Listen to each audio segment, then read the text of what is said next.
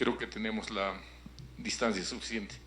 Me voy a quitar un saludo, muy buenas tardes a todos. Quiero agradecer en principio la invitación del municipio del Cusco para esta tan importante fecha. 38 aniversario, 38 años no se pasan prontamente, es casi una generación completa. Comenzamos, por favor. Voy a conversar y mirar un poquito. Denle una más, siguiente, y en presentación, sí. Una más. Okay. Esta mañana hemos tomado nota de que hay más de 1.140 sitios patrimoniales en el mundo. Nos han explicado en detalle qué tipos de sitios, si son culturales, naturales y demás. ¿Sigue? La siguiente. Hola. Yo quería enfocarme un poquito en el tema de, fíjense, los sitios patrimoniales en Sudamérica. ¿Okay? Comenzando en Colombia, un lugar muy interesante que se llama Mompox. Los colombianos dicen Mompos, pero ¿alguien sabe dónde está? Nadie sabe, nadie es de Colombia. Ok, Mompox está como 70 kilómetros dentro del Magdalena, aguas del río del Magdalena, frente a Cartagena de Indias. Y es una ciudad patrimonial porque quedó aislada en el tiempo. El Magdalena cambió de curso y al abandonar el curso mayor, Mompox, al quedar aislada, es una joya guardada en el tiempo. ¿Saben cuántos turistas llegan a Mompox en el mejor mes de turismo, que es durante la Semana Santa? Leí el periódico el otro día y decía 4.500 visitantes tuvo la Semana Santa de Mompox. Lo que quiere decir, casi nada. Fuera de la Semana Santa no llega nadie, ¿no? Y primer dato que tomamos, ciudad patrimonial o patrimonio de la humanidad no necesariamente significa turismo. ¿Okay? Turismo no está necesariamente asociado con patrimonio. Siguiente lugar patrimonial es Willemstad, el que está frente a la costa de Venezuela, en Curazao, ¿no es cierto?, en las Antillas holandesas.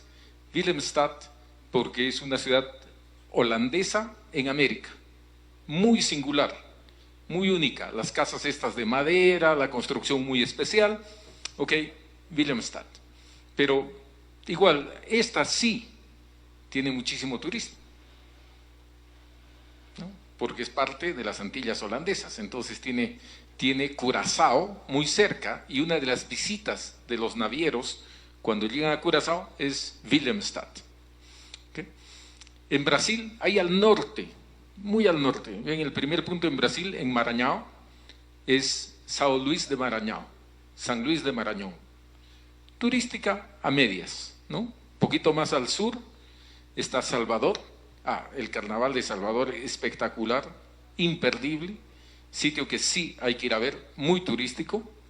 Y más abajo de esto viene otra ciudad, bueno, Brasilia, patrimonio mundial, a pesar de haber sido construida después del año 1959. O sea, segundo mensaje, ciudad patrimonial no necesariamente es histórica, también puede ser un logro contemporáneo de la cultura actual, símbolo del Brasil, le cambió la mirada al Brasil. Juscelino Kubitschek, presidente de Brasil en ese momento, le dijo al Brasil, dejemos de pensar en términos de Norteamérica o de Sudamérica o de Europa, pensemos en Brasil. Y para cambiar de mirada, construyamos una ciudad en medio del Mato Grosso y se hizo Brasilia. Muy cerca, bueno, cerca en el mapa, porque estamos hablando de casi 1.000 kilómetros, está Diamantina. ¿Quiénes conocen Diamantina? Casi nadie. Ouro Preto, o sea, el estado se llama Minas Gerais, y Minas Gerais es la mayor productora de diamantes, y la ciudad de Diamantina está asociada a la producción minera del Brasil, patrimonio minero, patrimonio cultural muy importante. Cerca también está Ouro Preto. El oro negro tiene unas iglesias y tiene un decorado de pan de oro absolutamente espectacular, único del mundo, muy turístico. Ouro Preto, Diamantina, casi nadie va a visitar. ¿Okay? Y seguimos para abajo, y ahí cerca de Buenos Aires está Colonia del Sacramento, que está en el Uruguay. Y la ciudad de Colonia, una ciudad histórica, tradicional, muy interesante, ¿no? Ahora en Colonia dicen que también se habla español, porque tanto brasileño llega que todos los lugares dicen, bueno, ya se entiende que se habla portugués, y hay letreros que dicen aquí también se habla español. Okay. Y al frente de Colonia está muy cerca de Santiago, Valparaíso, con otros motivos por los cuales es patrimonio de la humanidad, ¿no es cierto? Entonces los criterios nos están mostrando, mirar solo a Sudamérica nos está mostrando el uso de los criterios para la determinación de patrimonio. Finalmente, en Bolivia están Sucre y Potosí, Potosí ciudad minera, Sucre sumamente interesante también, y Arequipa, y en el Ecuador, Cuenca. Finalmente, nosotros en Cusco, y que estamos celebrando los 38 años. Entre las primeras de Sudamérica está Cusco. ¿Ok? Seguimos. Aquí les he traído algunas fotos de Valparaíso, de Colonia del Sacramento, de Diamantina, esa iglesia linda, de Ouro Preto, la catedral, la que tiene este altar espectacular, Sucre, Arequipa y Brasilia, la que está más al sur, ¿no? Brasilia es sumamente interesante en términos de patrimonio. Seguimos, por favor. Entonces, hablando ya de nuestro tema, destino turístico no es nada más ni nada menos que un espacio percibido como unidad por el mercado. No tiene que ver con ni el territorio, ni con el gobierno, ni con provincia, ni siquiera con país. Cuando alguien dice el lago Titicaca como destino turístico y se habla en turismo del lago Titicaca, está incorporando tanto la parte boliviana como la parte peruana. Entonces, destino turístico es espacio percibido por el mercado como unidad. Y eso es. ¿Seguimos? Y aquí hay un dato bien interesante. Gracias, Carlos. Una ciudad que tiene, ¿no es cierto?, su ideal en el pasado. Esta es la foto del Cusco de 1929. El color ha sido añadido, pero este es el Cusco de 1929. Entonces, cualquier ciudad que tiene su ideal en el pasado, dale a la siguiente, está condenada a no tener futuro. O sea, tenemos que cuidar de nuestro patrimonio, tenemos que trabajar en su valoración, pero al mismo tiempo tenemos que mirar adelante. No podemos quedarnos pensando de que todo tiempo pasado fue mejor. ¿Y por qué no? Porque si no sabemos a dónde vamos, nunca llegamos. Entonces tenemos que construir la visión de a dónde estamos yendo. Y esa construcción de la visión a dónde estamos yendo tiene varios nombres. Planificación, planes maestros, tenemos acá. Tenemos el plan maestro del Centro Histórico del Cusco. Entonces, la aplicación, tenemos el plan maestro de Machu Picchu. Entonces, la aplicación de los planes maestros, por supuesto, todo plan se puede actualizar, todo plan se puede manejar, es una obra humana y puede tener equivocaciones, pero hay que utilizar los instrumentos de gestión para poder avanzar sobre esos planes. ¿Okay? Seguimos, por favor. Y en nuestro destino turístico tenemos una espada de Damocles, ¿no? Desde el año 94 hasta el año 2010 tuvimos un crecimiento continuo del turismo. Y en el año 2010, 3 días de lluvia. El año 2010 no es el año más lluvioso de los últimos 50 años, pero sí en concentración. Y el Cusco ha perdido casi el 25% de su cobertura vegetal, lo que significa de que el agua no se queda en las montañas, sino baja a los cauces mayores. Y el Urubamba es el cauce mayor, solo dos cauces grandes en Cusco, Urubamba y Apurímac, porque el Mapocho es un cauce secundario visto en estos términos.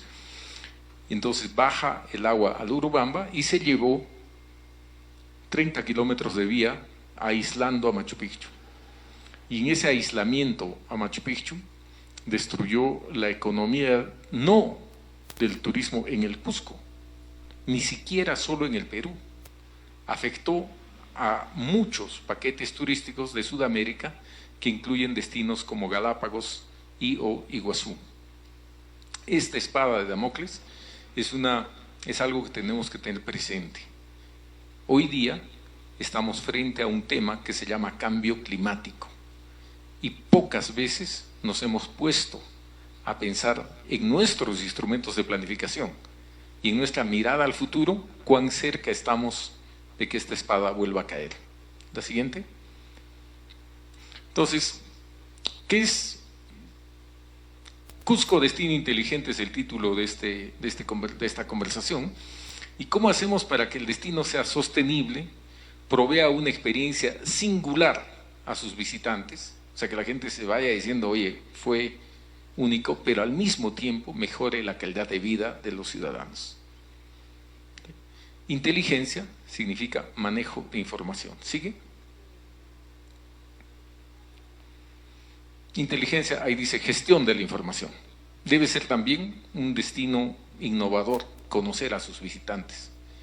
El viajero hoy día ha cambiado. El viajero no es más el viajero de los años, de solo hace 3 años o hace 5 años. En cada paquete turístico, cada viajero quiere participar en la construcción del mismo, escoger en qué hotel se queda, aumentar una noche acá, disminuir otra al otro lado, me interesa más esto, me interesa más aquello. Y el destino tiene que ser capaz de conversar con el viajero. Entonces, debe estar soportado en una infraestructura tecnológica que le permita al viajero esta interacción. Y por supuesto, como destino, tiene que buscar la mejora de la calidad de la experiencia. La mayor queja en el Cusco se llama transporte. No solo de los viajeros, de nosotros mismos. ¿Seguimos? Entonces, un destino inteligente es aquel que promueve la gestión profesional de sus recursos, de las instituciones locales, de sus empresas, incrementando eficiencias y mejorando su competitividad. Al final del día, solo en Sudamérica hemos visto las ciudades patrimonio y tenemos harta competencia. Ahora, no voy a hablar de México. México tiene 9 ciudades patrimoniales. Entonces, 10, 1000 disculpas, me perdí, no sé cuál me perdí, me he quedado hace unos años. Oiga, y miren qué bien que me habla de Querétaro. Querétaro está ahí por el centro del país, ¿ya? A ver si me acuerdo bien. Pero muy poca gente en el Cusco sabe, señor, y esto me lo dijo el ministro de Comercio Exterior de México, me dijo, Querétaro es la 4ª ciudad más importante en el mundo en tecnología aeroespacial. ¿Estamos? 4ª ciudad del mundo en tecnología aeroespacial. En Querétaro se fabrican los motores de los cohetes que llevan los satélites al espacio para el mundo, no solo para los Estados Unidos, también para los cohetes franceses, para todo el mundo. Y bueno, y una buena parte de ellos también va a la industria militar. Y el ministro de Comercio Exterior de México, cuando estábamos trabajando el tema del CPTPP 11, después se volvió el Tratado Transpacífico 10, él me contaba este tema de Querétaro. Así que Querétaro, que es la última ciudad patrimonial, bienvenidos a Cusco. ¿Seguimos? 10 ciudades patrimoniales en México, en Perú tenemos 2. Entonces, 3, ya, por el RIMAC. Y un distrito. Okay. ¿Cómo estamos en nuestra oferta en el Cusco? Esta es nuestra foto de la oferta cusqueña en términos, por ejemplo, de hotelería. Una alta concentración en el centro histórico. Altísima concentración en el centro histórico. ¿Okay? La siguiente cosa que podemos ver de esta foto es el tamaño de los establecimientos. Los 5 estrellas tienen 120 habitaciones. Hay una excepción que es un hotel boutique que se llama La Casona, que tiene 12. Pero todos los demás, 120 habitaciones o más. Los de turismo superior tienen 85.4 habitaciones, 86 habitaciones de promedio, y después el promedio baja. En 3 estrellas, 29 habitaciones de promedio. En 2 estrellas, 18 habitaciones en promedio. En 1 estrella, 14 habitaciones en promedio. Y hay 466 establecimientos hoteleros, dato del año 2021, con 10.38 habitaciones en promedio y no categorizados. ¿Qué nos está diciendo? ¿No? Zapatos muy pequeños. Es bien difícil hacer un negocio cuando tienes 10, 14 o 18 habitaciones. ¿Y por qué es bien difícil hacer un negocio con 10, 14, 18 habitaciones? Porque no puedes proveer los servicios a los que ya está acostumbrado el nuevo cliente. Tal vez hace 20 años, hace 30 años, cuando el viajero era mochilero, no pedía mucho y estaba tranquilo con esto. Entonces tenemos que mirar cómo cambiamos lo que ofrecemos. Dale el siguiente, por favor. Zapatos muy chicos le puse ahí. Y ayer escuché del director de la DIRCETUR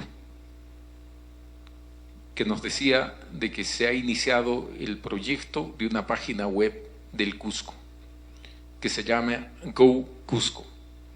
Esta página, una plataforma que interactúe con el mercado y que puede interactuar, esto yo se lo dije al director, en 3 momentos con el viajero: antes, durante y después de su viaje. ¿Por qué? Porque esos son los momentos en los que el viajero prepara, participa y luego comunica cómo le fue en el viaje. ¿Vamos? Vamos a tocar 5 aspectos importantes, consensuados, de lo que se llama un destino inteligente. Gobernanza, tecnología, innovación, sostenibilidad van a ser la llave de este grupo de conceptos que en globo se llama destino inteligente. Cuando elegimos a un alcalde distrital incapaz, por decirlo menos, sufre el distrito. Cuando hacemos lo mismo con la provincia, sufre la provincia. Cuando elegimos al alcalde distrital, nos quejamos al alcalde provincial. Cuando elegimos al alcalde provincial, nos quejamos al gobernador. Cuando el gobernador es malo, nos quejamos al gobierno nacional. Y cuando el gobierno nacional es malo, ¿a quién nos quejamos? El mensaje es: la ciudadanía tiene que tomar en sus manos. La ciudadanía tiene que tomar en sus manos e internalizar estos procesos. Gobernanza no solo viene de encima, gobernanza también viene de las organizaciones de base.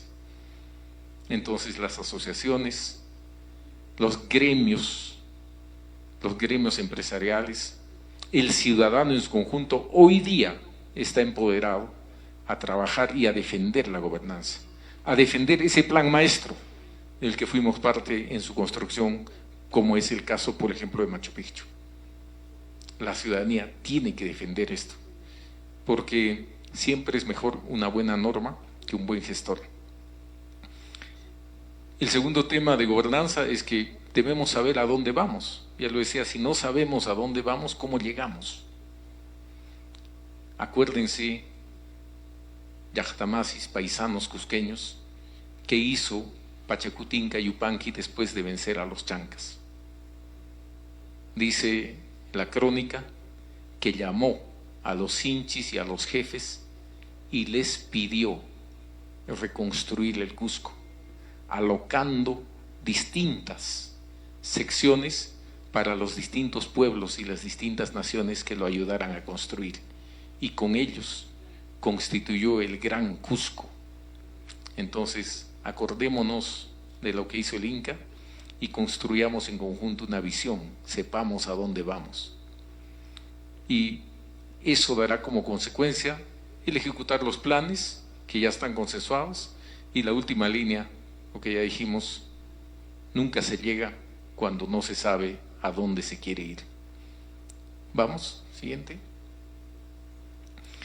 El Cusco es un destino innovador. La innovación no solamente es los cambios de cosas nuevas. La innovación es un ecosistema que premia el cambio. Entonces, en Cusco es muy difícil cambiar por muchos motivos. Por ejemplo,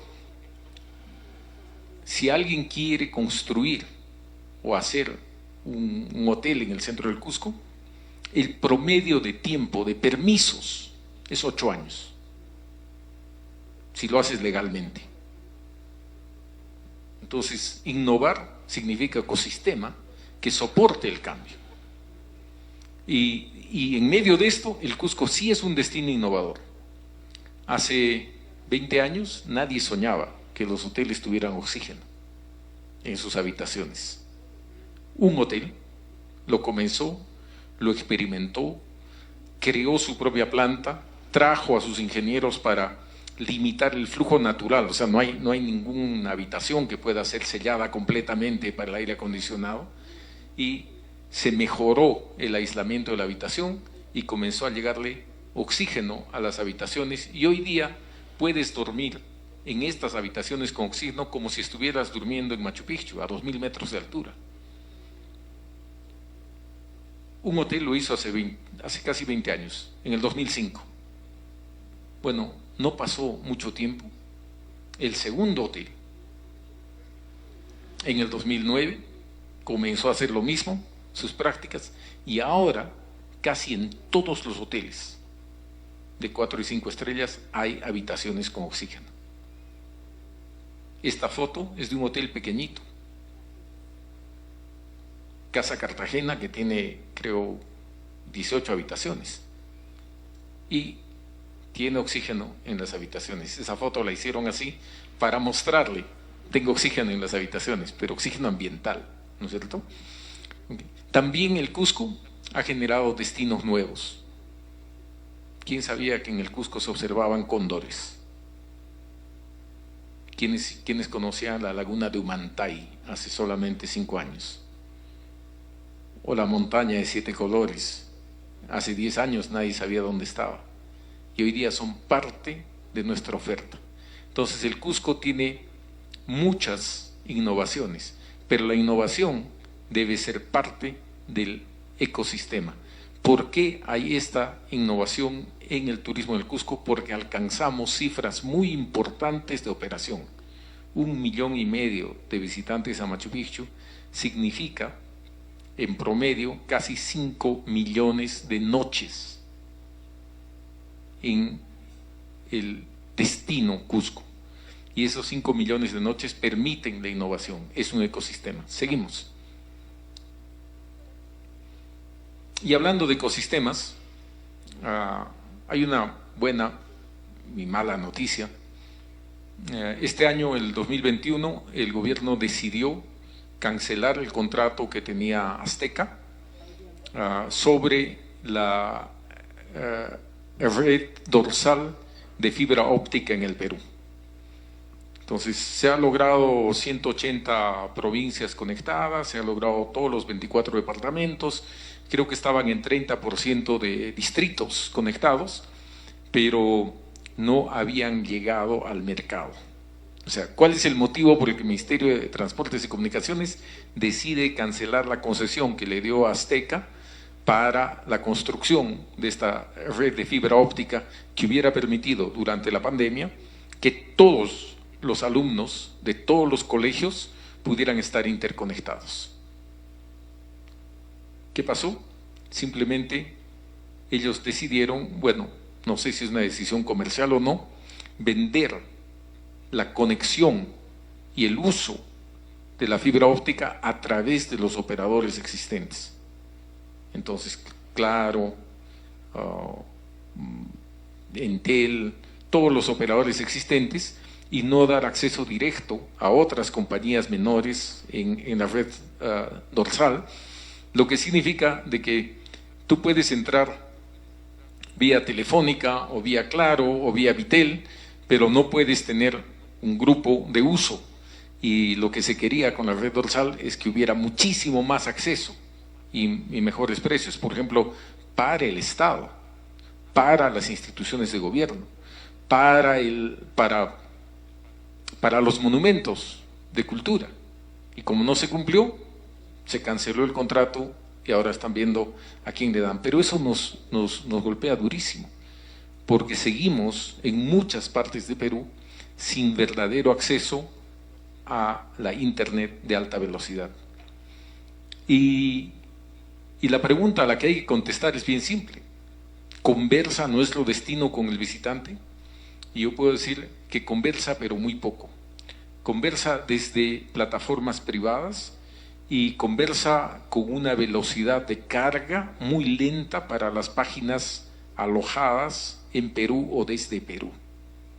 Entonces, si alguien está en Europa y quiere bajar información de una empresa en Cusco, su nivel de carga es mucho más lento porque simplemente no estamos conectados a un sistema de alta velocidad. Es que la arquitectura de la comunicación hoy día necesita de estas redes de alta velocidad. Y si no estamos inmersos en ella, nos perdemos todo lo que significa data mining, todo lo que significa blockchain, nos perdemos todo lo que significa estar conectados verdaderamente en el mundo. No hay una sola plaza en el Cusco que tenga wifi libre, o wifi, como dice en inglés. No hay una plaza, no hay un sitio en la ciudad. Bueno, hay algunos restaurantes donde vas y dan el código, pero no hay un solo, ni siquiera el aeropuerto tiene internet libre, y los destinos necesitan tenerlo. Les hablé ya de la página oficial del destino, y aquí en el municipio del Cusco quiero decirles de que, por ejemplo, nuestro boleto turístico general está atrasado 20 años. No es posible comprarlo online, primero. Segundo, no es posible escoger lo que yo quiero visitar. Por eso le he puesto ahí, boleto turístico general, camisa de fuerza. ¿Y por qué una camisa de fuerza? Porque o compro el parcial o compro el general, pero no puedo escoger lo que quiero visitar. Y entonces, la consecuencia de eso es que Populorium Progressio o las iglesias se han salido del boleto.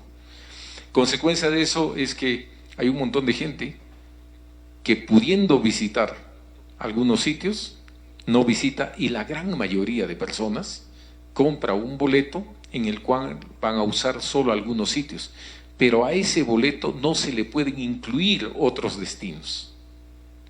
Solo hace unos años, mira, esta mañana escuchamos de lugares como Huajrapucara. Claro, no va a estar en el boleto y no está, ¿no? Y así sucesivamente. Entonces, cualquier destino nuevo tiene que pasar por un forceps para hacer, como fue incluido a Tipón, que era boleto parcial, individual, manejado por el Ministerio de Cultura, ha sido incluido en el boleto turístico, pero no puedes visitar solo Tipón. Si compras Tipón, tienes que visitar también los otros lugares asociados, Amaras y Moray. Yo quiero ir solo a Moray. No. Tú paga el parcial o paga el entero, ¿no?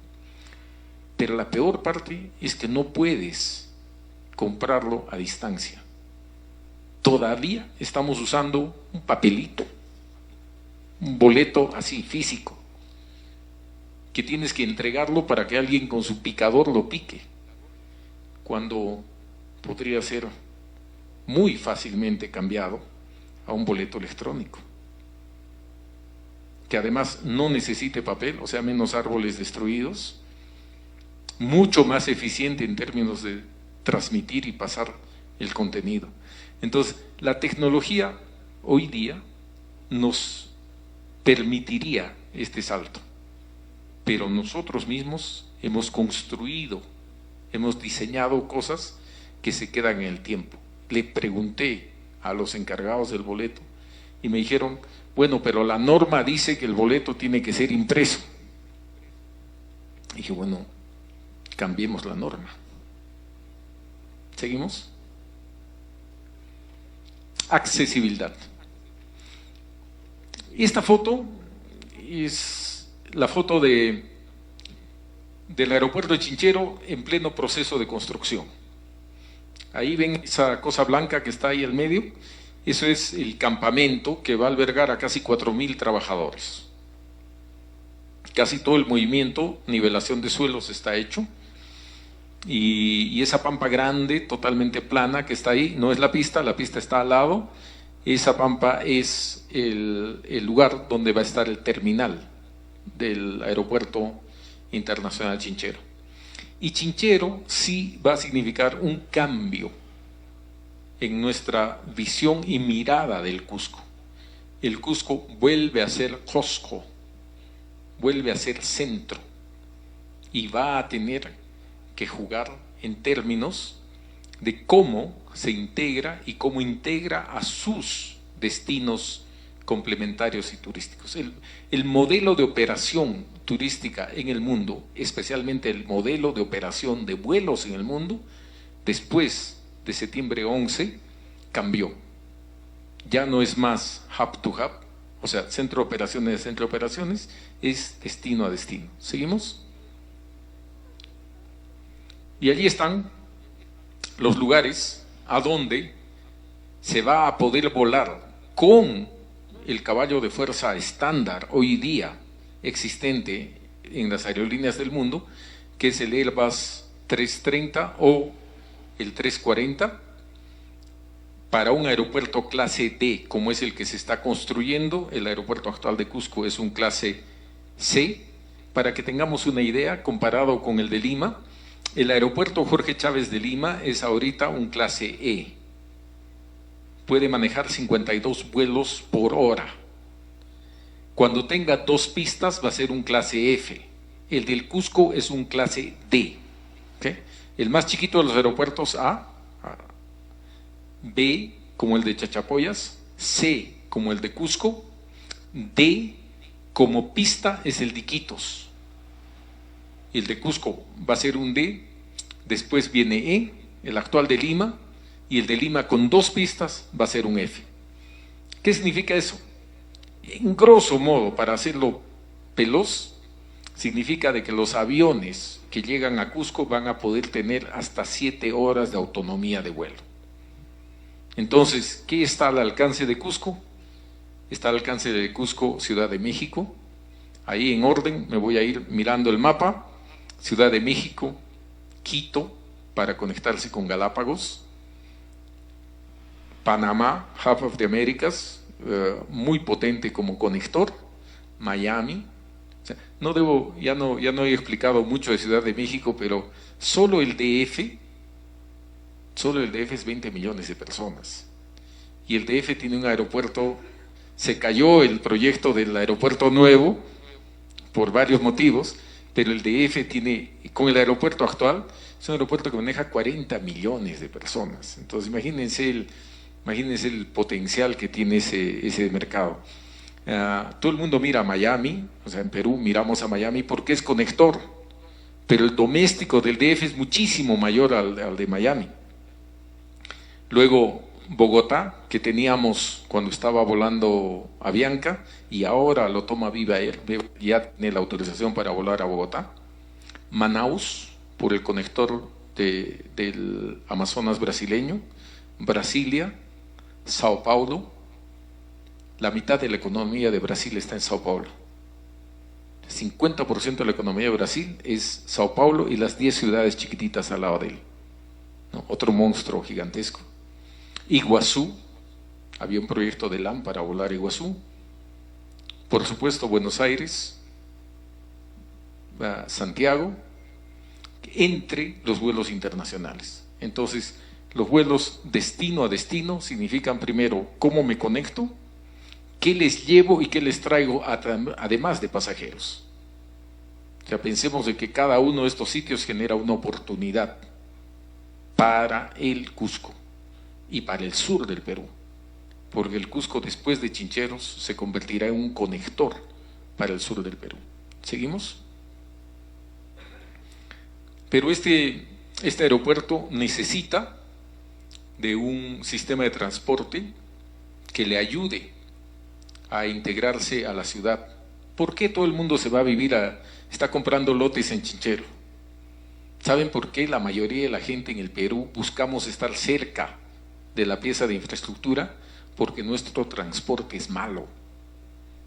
Si el transporte fuera bueno, sistema de trenes eléctricos ligeros o algún otro sistema masivo de transporte, no importaría si vives 10 o 15 minutos más allá o media hora más allá. Y eso es lo que tenemos que mirar en Cusco. Este proyecto del sistema de tren eléctrico ligero está en pleno proceso de desarrollo como anteproyecto. El proyecto va desde Chinchero hasta la laguna de Huacarpay, 40 kilómetros, 550 metros de diferencia del punto de partida al punto de llegada. Los trenes generan electricidad a medida que bajan y lo gastan a medida que suben. Tecnología Siemens, aunque los que están haciendo el estudio en este momento son una compañía coreana. ¿Seguimos?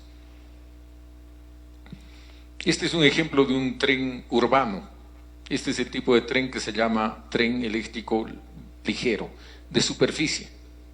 Es relativamente barato.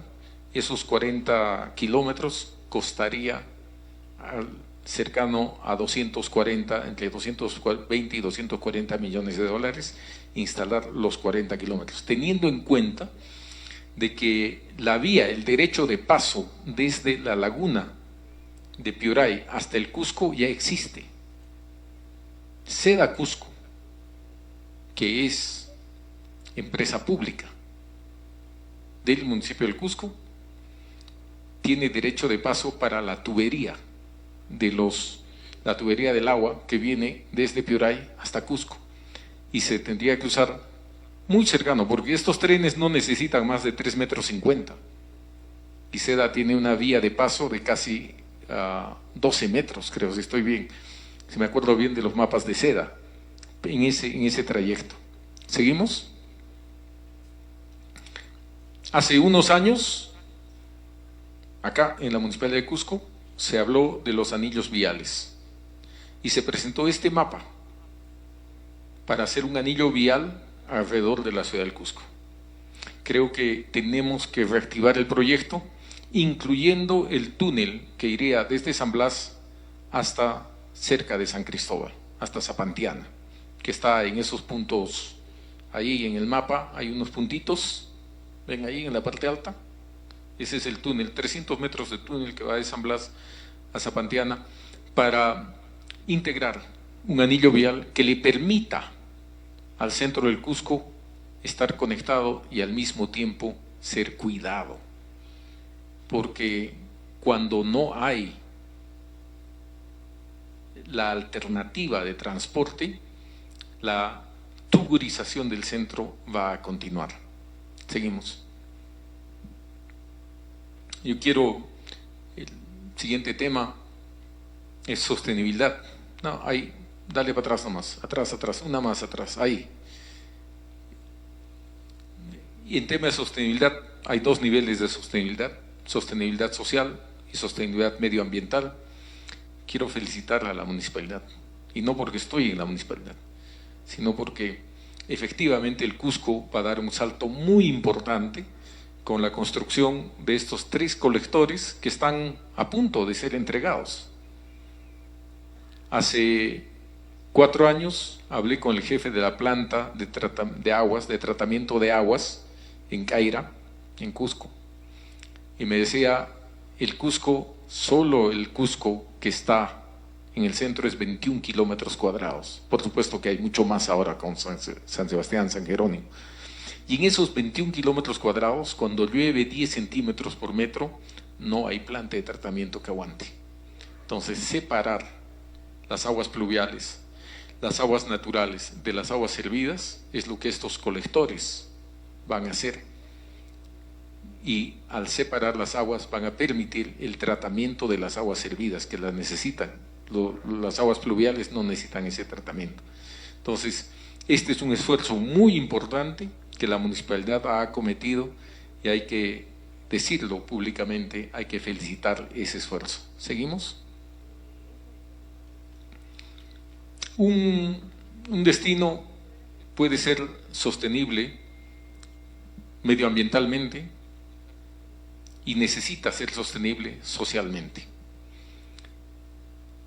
Las huelgas y los paros de los que todos escuchamos, esta mañana estaba el alcalde de Urubamba acá, y las huelgas y los paros que escuchamos en Ollantaytambo, en Machu Picchu, en todo, son consecuencia de un modelo de enclave turístico. La visita a Machu Picchu es un falso circuito, porque tenemos que ir y volver por el mismo camino. Entonces, tenemos que pensar cómo salimos de este problema. Y en una visión de largo plazo, la Cámara de Turismo del Cusco construyó durante varios periodos una mirada al territorio cusqueño. Y la primera respuesta para la sostenibilidad de Machu Picchu era no solo el uso de los instrumentos de gestión, entre los que está, por supuesto, capacidad de carga, límites de cambio aceptable, después alternativas de uso del espacio de conservación, sistemas de visitantes, no solo eso, sino que la ampliación del territorio de visita y la integración de otros espacios como parte de la oferta cultural. Yo quisiera que le echen una mirada a lo que ha hecho México al integrar nuevos espacios a su oferta cultural. Ahorita están, por ejemplo, cerca de Playa del Carmen en licitación unos lotes que hace solo 10 años hubieran sido lejísimos, como decíamos en Cusco, Huascaru, allá lejos, y ahora son parte de la oferta. Entonces, y en esa integración y ampliación del espacio tenemos que integrar Choquequirao a la oferta de Machu Picchu, y tenemos que integrar Vilcabamba a la oferta de Machu Picchu, y tenemos que darle la oportunidad a nuestros ciudadanos que viven tanto en la provincia de Anta como en la provincia de la Convención, y a los hermanos apurimeños que viven en Cachora, en Huanipaca, en toda la provincia de Abancay, incluyendo Curahuasi, a ser parte de este gran circuito. Entonces, nuevos accesos mecanizados. Muy poca gente se da cuenta, pero Machu Picchu es el único sitio ubicado encima de una montaña al que hay que subir en microbús. Si uno mira el mundo, así no funciona. ¿Seguimos? Entonces, si ustedes miran este mapa, en este mapa hay 2 anillos, y uno de ellos, el anillo del que estaba hablando, de ir de Cusco vía Valle Sagrado, Aguascalientes, Santa Teresa, y incluir Choquequirao en la visita, y luego otro anillo que incluya al Valle de la Convención. El mayor motivador de viajes de turismo en el mundo es el buen clima. Y el mejor clima del Cusco está en el Valle de la Convención.